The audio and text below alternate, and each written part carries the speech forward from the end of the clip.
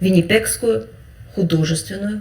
L'ancien directeur du musée des beaux-arts de Winnipeg, Ferdinand Eckart, est au cœur de la désinformation russe. Hitler avant son arrivée dans la capitale manitobaine en 1953, des révélations qui n'ont pas manqué d'être reprises par le Kremlin.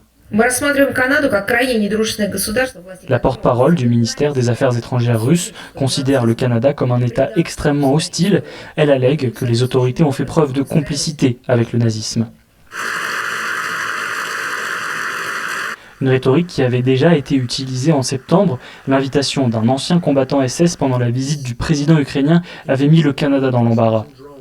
C'est comme une nouvelle ligne qui fait partie de la machine de propagande de la Russie. Pour cet analyste, ce nouveau scandale est servi sur un plateau d'argent pour le Kremlin qui prétend vouloir dénazifier l'Ukraine et décrédibiliser ses alliés.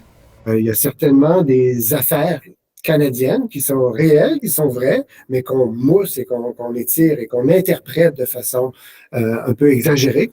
Affaires mondiales Canada assure que le Canada continuera à sensibiliser le public sur la façon dont le régime russe utilise des mensonges pour justifier son invasion illégale, non provoquée et injustifiable de l'Ukraine.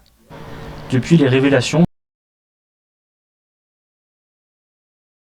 des Beaux-Arts ainsi que de plusieurs bâtiments de l'université de Winnipeg et du Manitoba, une démarche nécessaire pour l'auteur de l'enquête.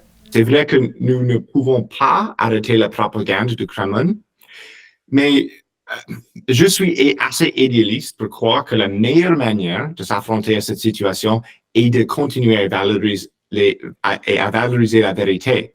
Au sein du musée des Beaux-Arts de Winnipeg, une enquête interne est en cours. Ici Corentin Mittet-Magnan, Radio-Canada, Winnipeg.